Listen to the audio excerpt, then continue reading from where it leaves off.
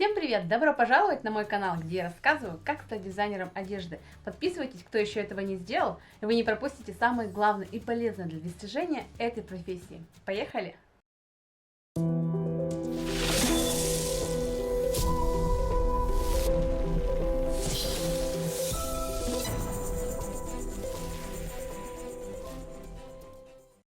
Материаловедение – это наука, изучающая свойства и строение волокон и материалов, а также дающая рекомендации по их применению.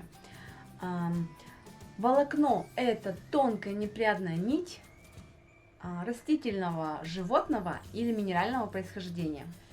По своему назначению ткани бывают бытовые, технические и специальные. Бытовые имеют широкое использование именно в швейном производстве.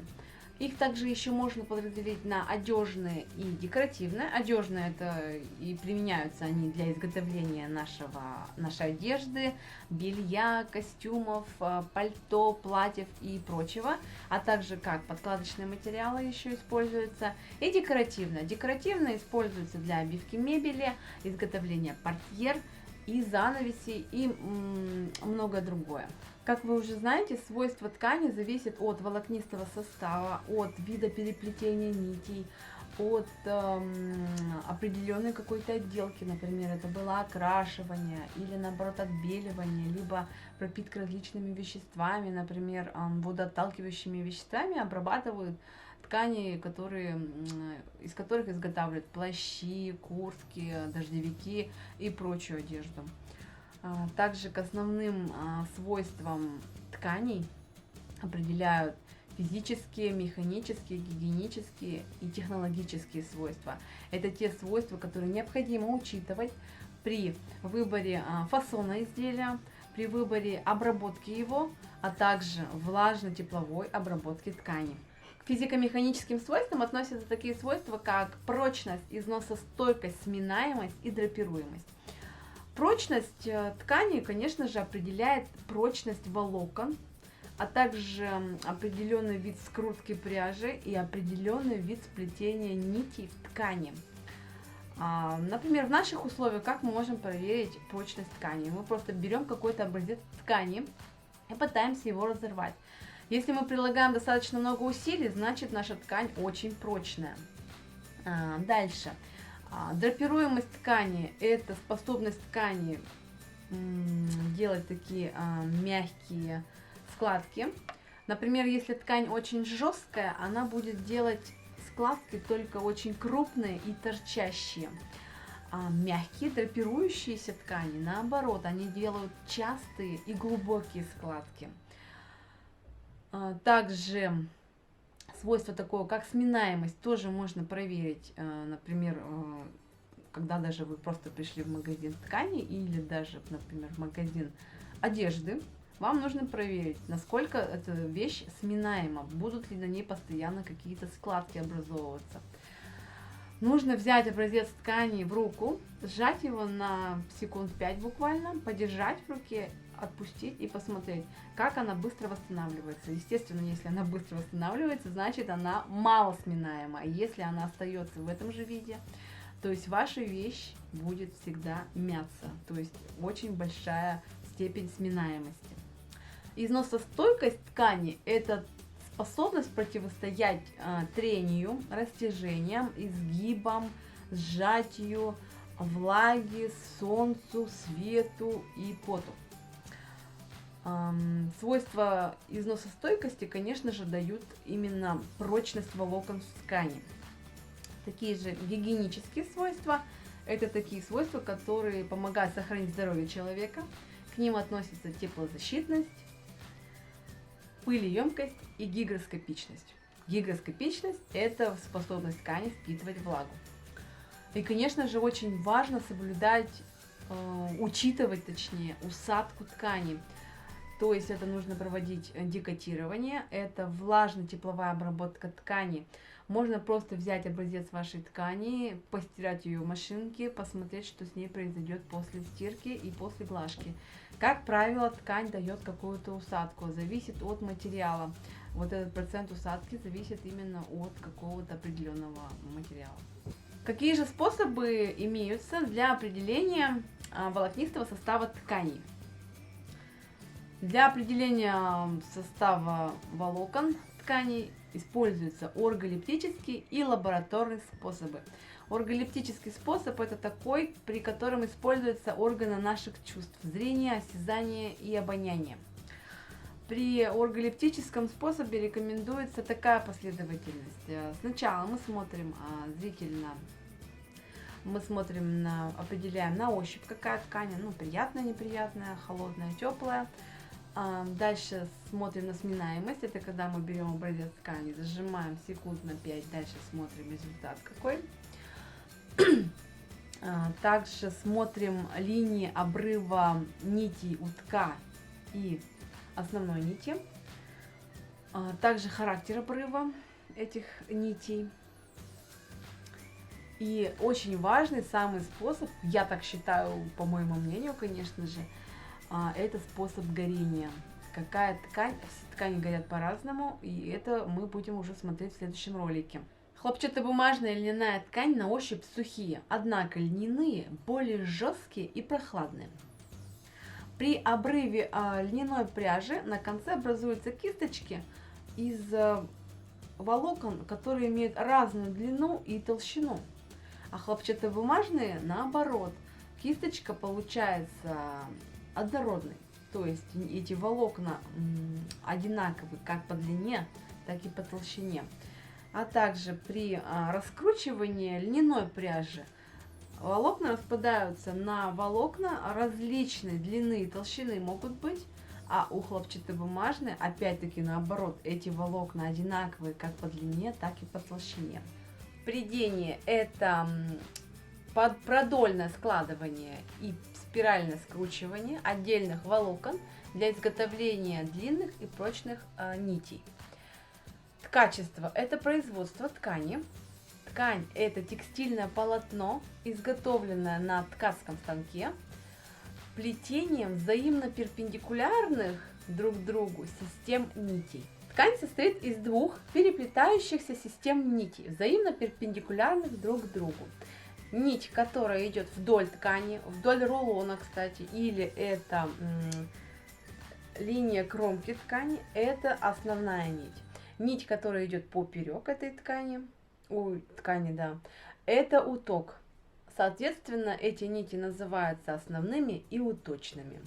По составу ткани бывают чистые или однородные называются. Это когда в ткани присутствует один вид волокна, например, чисто хлопковая, чисто льняная, чисто шерстяная ткань. Либо шерстяная ткань плюс 10% синтетики. Также она остается, все еще называется, будет чистой, однородной. Либо это смесовые ткани, когда в состав входит несколько видов волокон, допустим, даже натуральных. Это, например, шелк плюс шерсть, шерсть плюс хлопок и другие варианты допустимы. Либо это натуральные волокна плюс искусственные волокна, шелк плюс полиэстер. Либо это вообще синтетические ткани, в состав которых входит несколько видов искусственных волокон. Например, полиэстер плюс нейлон, спандекс и прочие варианты. У нас в России, кстати, если в ткань добавляется до 10% синтетических волокон искусственных, то ткань до сих пор остается в разряде натуральных. То есть ткань все равно считается натуральной. То есть 10% добавления искусственных волокон допускается.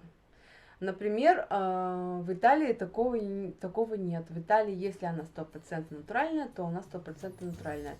И никаких 10% уже не подразумевается сюда добавление.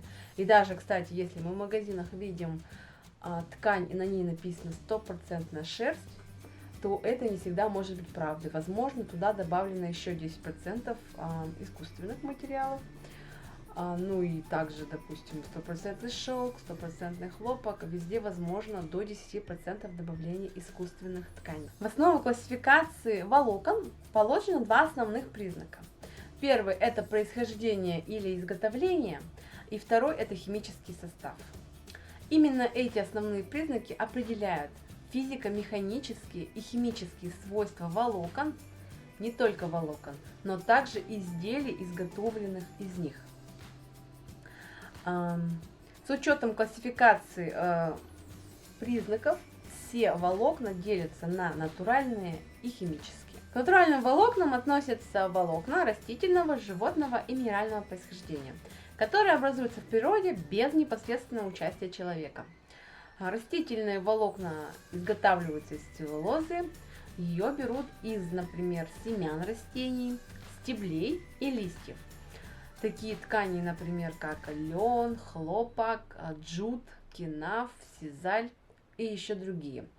Особенность растительного волокна в том, что сами волокна могут быть, например, от 5 до 20 сантиметров всего. Также волокна животного происхождения, это же, конечно же, шерсть и шелк. Шелк тутового шелкопряда. И минерального происхождения тканей и материала, это, например, асбест. Искусственные волокна изготавливают из расплавов. Особенность искусственных волокон в том, что они могут иметь вообще абсолютно бесконечную длину, очень длинные могут быть волокна.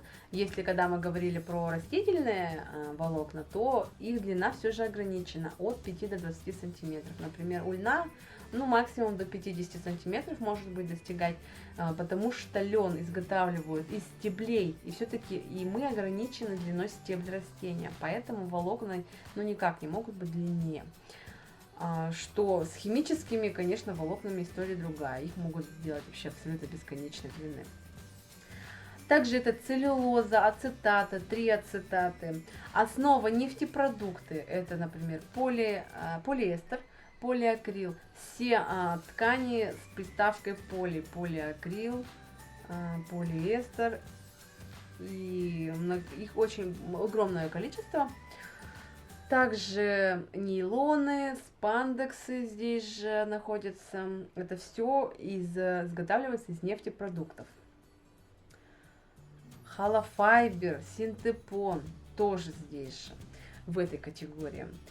Целлюлоза – это веточки, опилки собирают, их обрабатывают химическими разными веществами. И вот это получают, потом в итоге какую-то густую массу, смешивают ее с клеями, и очень много всяких химических обработок, химических веществ туда входит. Всю эту густую массу потом пропускают через фильтры, тончайшие фильтры, из которых выходят тонкие волокна. То есть, чтобы представить процесс производства вот этих волокон, можно представить такую мясорубку. То есть вы мясо пропускаете, и оттуда такие вот ниточками, да, они выходят, вот это мясо, фарш. И также волокна ткани примерно, только, конечно же, это очень микроскопические такие фильтры, из которых тончайшие волокна выходят. И поэтому они отсюда и идет бесконечная вот эта длина. Очень длинные волокна могут делать, именно вот искусственных материалов. А также асбест минерального происхождения. Асбест материал вообще очень вредный. И наконец-таки его все-таки запретили у нас использовать. Огромное спасибо, что досмотрели это видео до конца. Надеюсь, информация была полезной и интересной. Тогда поставьте лайк. И не забудьте подписаться, если вы еще этого не сделали, чтобы не пропустить новые ролики. В следующем ролике я буду рассказывать, продолжать материаловедение и расскажу основные виды материалов. И научу вас определять натуральность тканей. Всем пока! Увидимся через неделю.